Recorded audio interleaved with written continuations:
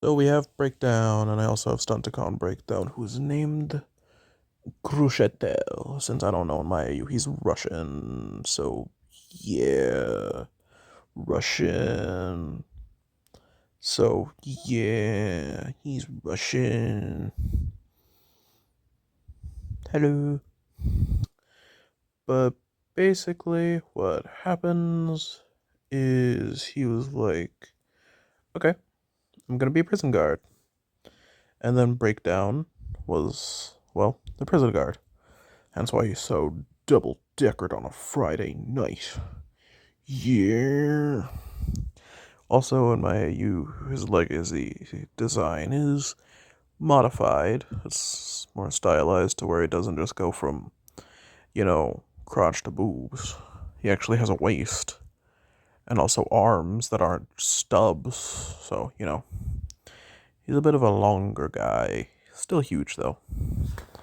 He looks more like IDW Breakdown. Let me just pop up an image, or like a stylized TFP breakdown. Let me pop up another image of what I mean. He doesn't look one-to-one to this, is what I'm trying to say. Okay, I found an image that more properly and correctly describes how he looks in my AU, which overall I think he looks quite a bit cleaner. But I'm still gonna decide between IDW and Earth Wars. So, yeah. But he was a prison guard, and let's get back to his lore. So, he was a prison guard of an ancient Cybertronian city, aka Terra Hex, which is unrelated to Polyhex, just FYI. And then he was like, well, whatever, I guess I'll just be this. And then he met a special someone, oh yeah. If you couldn't guess, it's Knockout, who was like, oh, you're cool. I like you. And I was like, oh, thank you. And that was it for the day. Turns out Knockout was a prisoner of war on Velocitron. This breakdown was a Velocitronian who was stationed on a Combatron prison. Yes, Terra Hex is a Combatronian city. Fun. Combatrons and Velocitrons don't really get along, since, one's about speed, one's about strength. And Breakdown just so happens to be a Velocitronian, while Breakdown is a Combatronian, yet they're basically opposites of their species. So if you switch around their species, that's basically what they're like. I don't know, I just wanted to add that little bit of race swap in this, because I don't know. I just felt like it. Boo. And well, he got to know Knockout more with his flirtatious skills, aka ranting about mace sizes and what maces would be best to turn into wheels. Because he's tistic, I guess. I don't know. This is not supposed to be offensive, autistic people. I love you. But basically, then he was like, well, I guess I will be here then. This is my area, I guess. And then Knockout was like, I'm okay. I mean, yeah, we're both kind of stuck here. You're constantly a guard, and, oh, I'm just here. So, what really is there to grasp? And that one thing led to another, and another, and another, and another, and another, and another. And then they eventually had a prison break because Breakdown got drunk with Knockout, and then Knockout was like, hey, why don't you let me out of prison? And then Breakdown drunkenly was like, okay. And then let Knockout out. And, yeah. That is about it.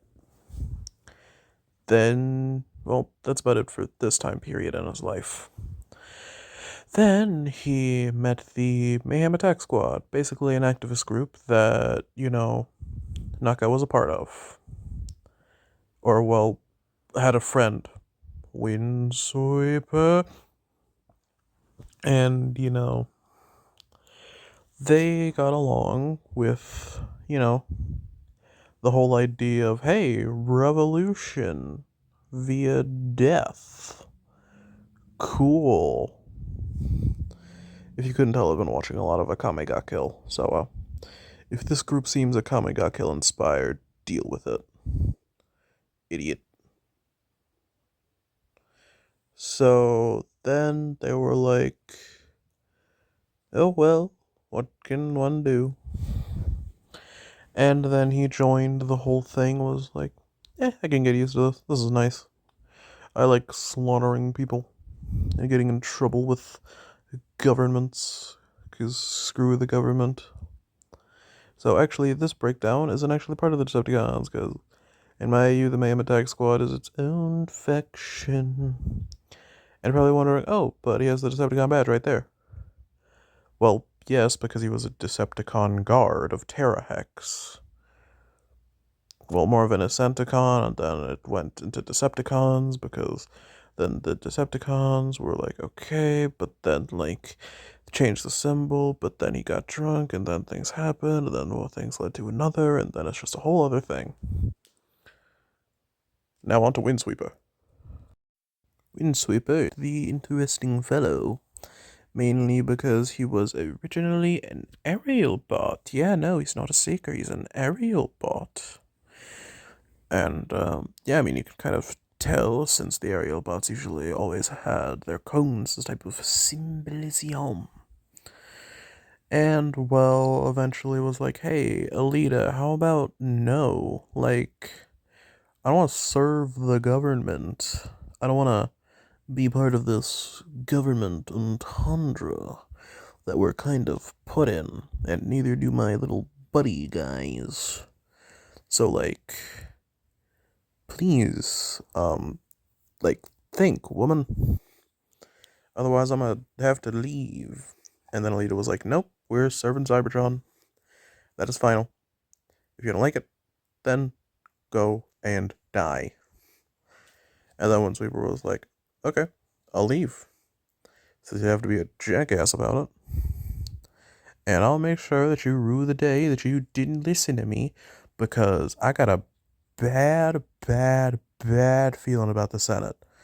And it is not a good bad feeling, like they're gonna kill an underdeveloped species because they fucked with us. It's like they gonna kill a species for the sake of doing it. Because yes, that was morality, basically, for the Cybertronian government. It was in the Dark Ages of Cybertron. Okay, well, there were several Dark Ages, but anyway. And, well, then he met the coveted Needle Nose, who was like, hey, how about you join the Decepticons? We're a bunch of activist groups kind of just slammed together. And, I heard one that you might really like, since it's specifically opposing the government. I don't think my group would be suited to you, since it's more spreading Cybertron's will in a helpful way, basically fixing the government, but if you want to take down the government, then you can join their group. But I would like for you to try ours. And Windsweeper and Needle Nose became good buddy bros. But Needle Nose respectfully was like, hey, are you sure you're actually into this whole liberating and de-chaining of Cybertron and letting it spread its influence across the galaxy in a healthy way? And he's like, look, I know I'm Cybertronian, and you're a nice guy. I really do care for Cybertron. But I don't want to fix the government. I want to burn it. And I want to make sure that it stays burnt. Spreading the will of Cybertron also just, seems a little weird to me. You can have your differing opinions. I mean, you are a seller. You sell things for low-class bots. And I respect somebody who sells things to low-class bots. And truly, you're kind of the cornerstone of Cybertron, but right now I feel like Cybertron needs a cleansing. something to sweep the deck clean. Something to do it swiftly. By the way, this was before Windsweeper had a name. And then Needles was like, okay, Windsweeper. And I was like, I love it. And I was like, oh, okay. Cool. By the way, his name before that was just XWY. I don't know. Just XWY. I don't know. I don't need to explain myself to you. And well, yeah, that's kind of just it. He joined the crew.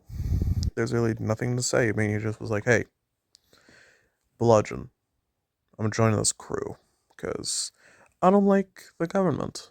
And frankly, I know you don't either.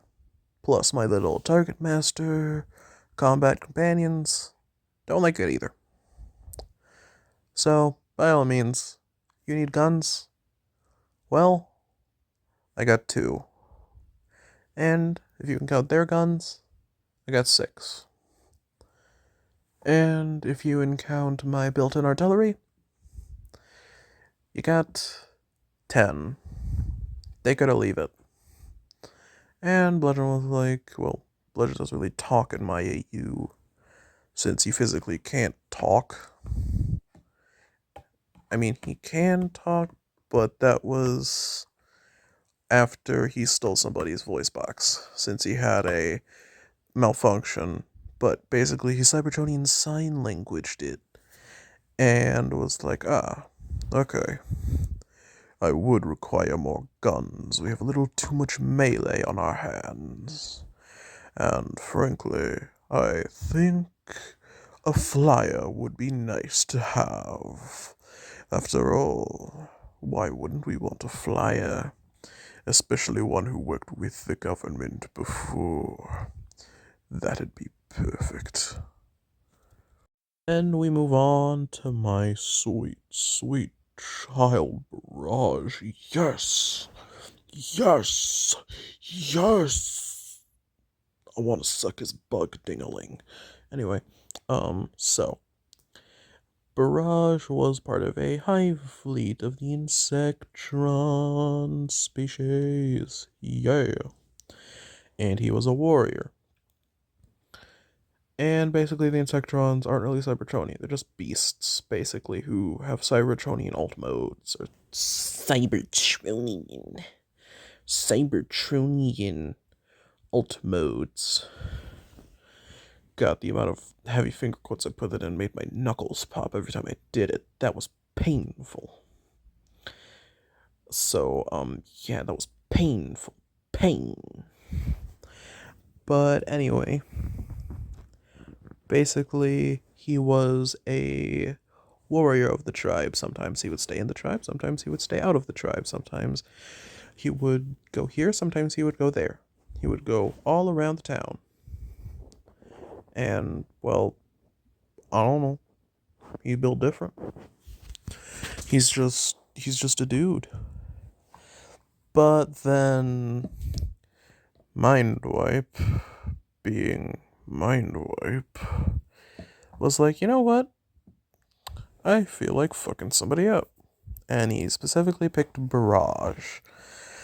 And made Barrage do his dirty work, basically causing him to slaughter his entire hive, which was his family, until he was able to reach the queen. But then his allegiances got so split between the cyber pheromones and, or well, the ferrotones, since they don't really have smell. They go via tonage, I guess. So yeah, they don't really smell. At least in bug mode, which he was in.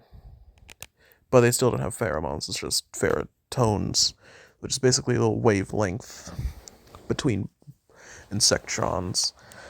And Mindwipe also used something very similar to ferrotones, basically making Barrage look like some random guy who had no reason being there.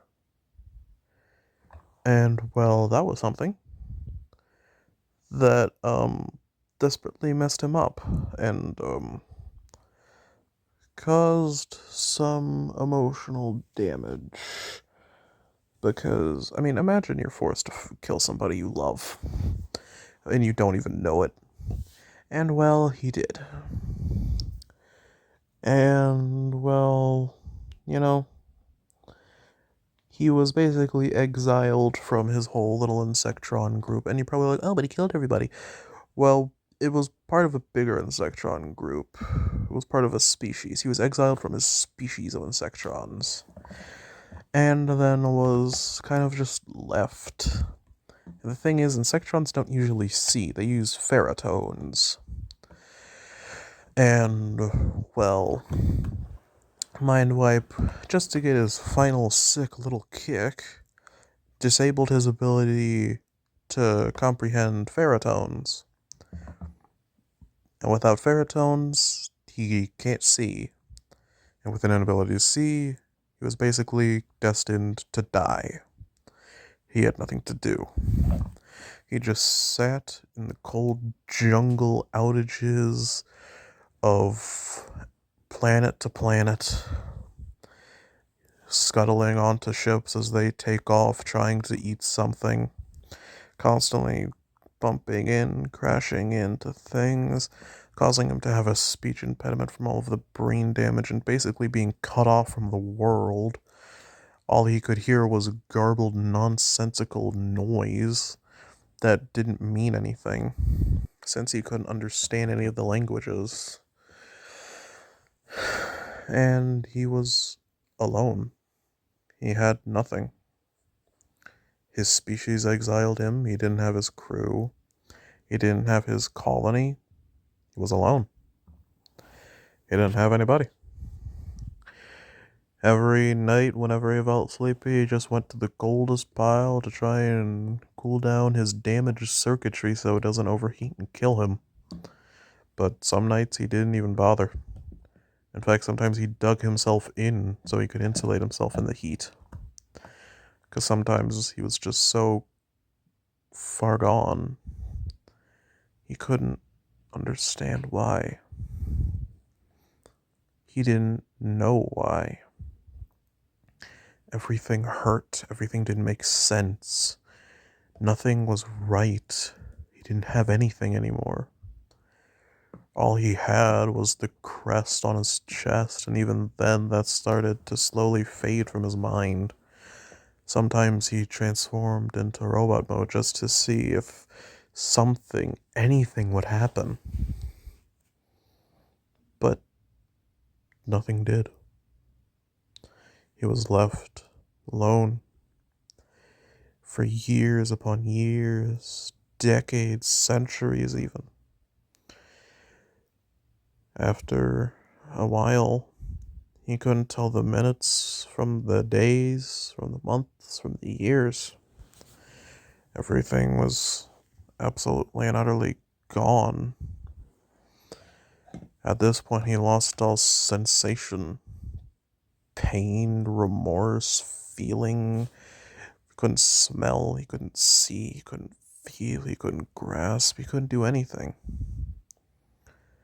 No feeling, no touch, no taste, no smell, nothing. There were no senses. He had none of them.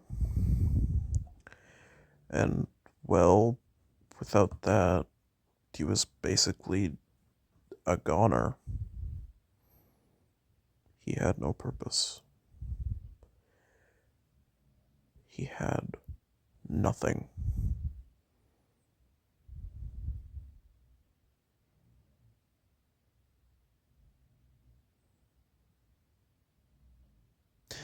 But wait. He's still alive, isn't he? Well, you see, he was on a planet with the Titan people. Who were, well, they weren't Titans per se, they weren't the size of a Titan. But the people of Titan, who were Titan, their species was named Titan, and I'm pretty sure, from what I remember, their planet was named Titan, or something, I don't know. I'll remember their planet sometime. found him and basically thought that he was a god, that he was some kind of deity of the people, something to be worshipped. And they realized that he was broken, so they fixed the god, worshipped him, pampered him, and then he slowly came to life. But see, his ferritone receptors they didn't know how to repair. He went insane. He went crazier and crazier and crazier till he lost his mind, basically only being able to speak in gibberish, and eventually he went on a genocidal rampage, killing Titan after Titan after Titan after Titan. Nothing was safe from his deadly grasp until a plague droid came back online. Now, a plague drone was from a harvester colony, that plague drone being Chop Chop. Hence his brown and orange hue, since he's actually decomposing. I don't know why I made that noise, I just did. Deal with it. And, well, thing is, plague drones have a specific effect. They can link with living drones. And since insect drones are basically drones, then he linked to Barrage, thus for giving him a, well, bug mode. Since basically plague drones were kind of like a, well, I say they were from another colony, but really they were just from another tribe.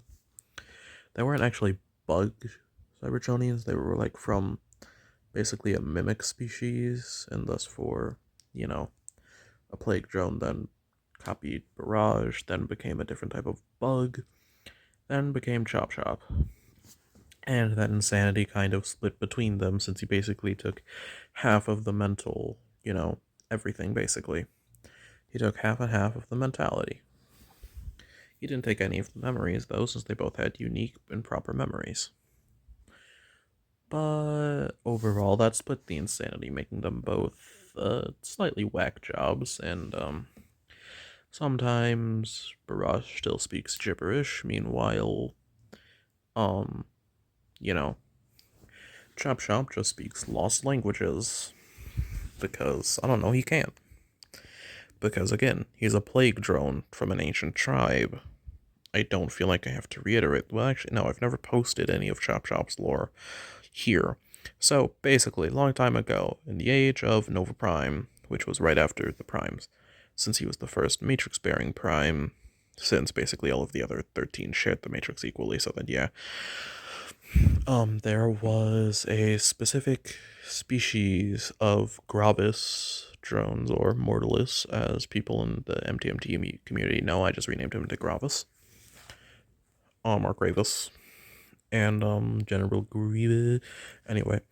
And he basically was like, I need to make something to iterate the fact that I'm better than you. So then he made the plague drones. Or, well, the plagues. And then the plagues made plague drones. And Chop Chop was one of the plague drones, but then he became an official Insectron once he copied Barrage. But after years and years and years and years and years of hunting, by the way, 1 Cybertronian year is 1 million years for us. So yeah, eventually it started decomposing further and further. The decomposition basically ruined his mental fortitudes, thus for causing him to be like, need information now.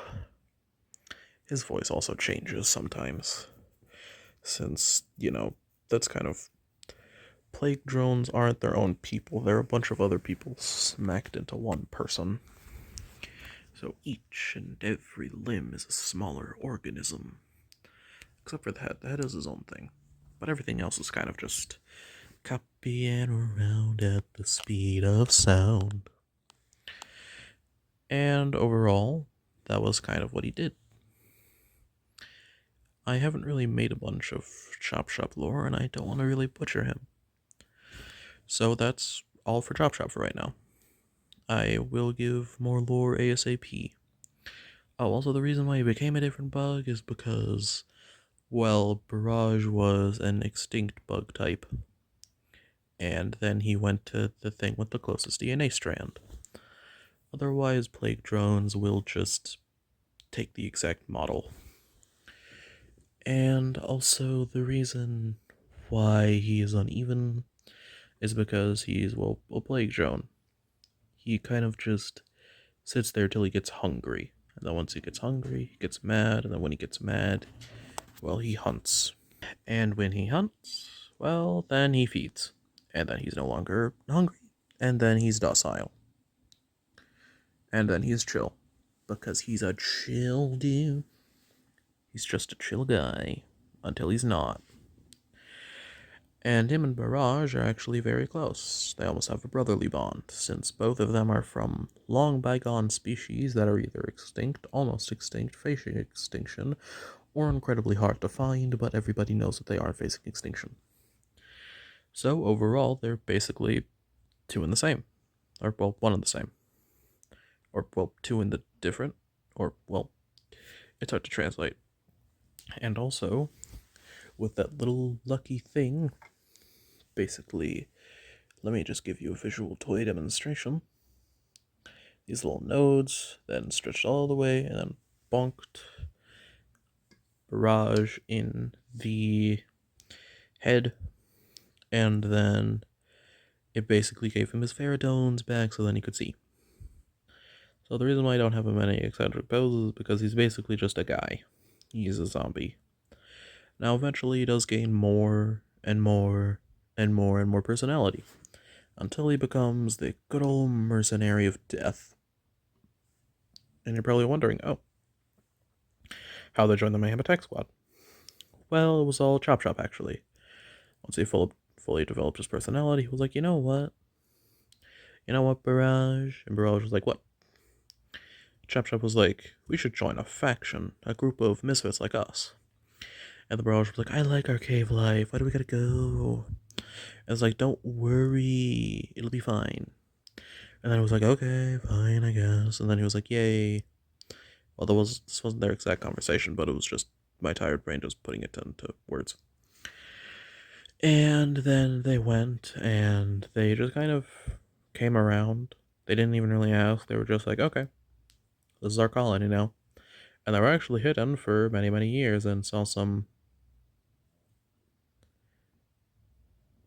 sinful acts.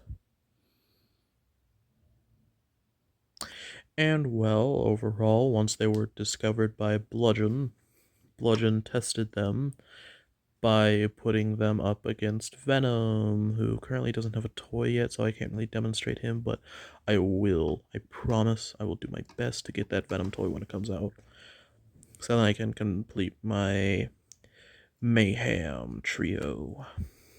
But then, basically, he went and, oh, everybody's falling, 'cause everybody's balling. But, okay, now they're all posed up again. And overall, they earned Bludgeon's respect, and thus four became his beloved troopers.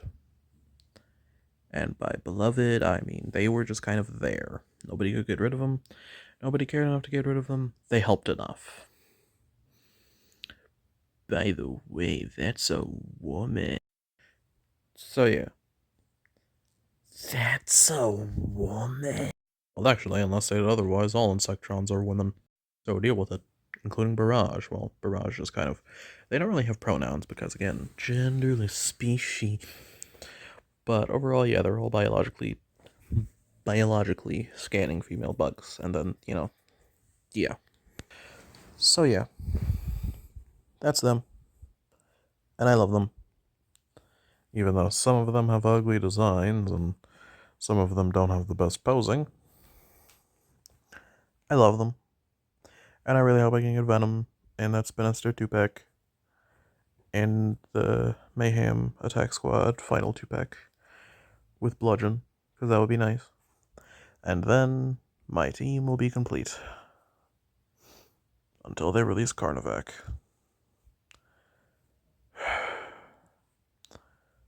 This is gonna be a problem, isn't it?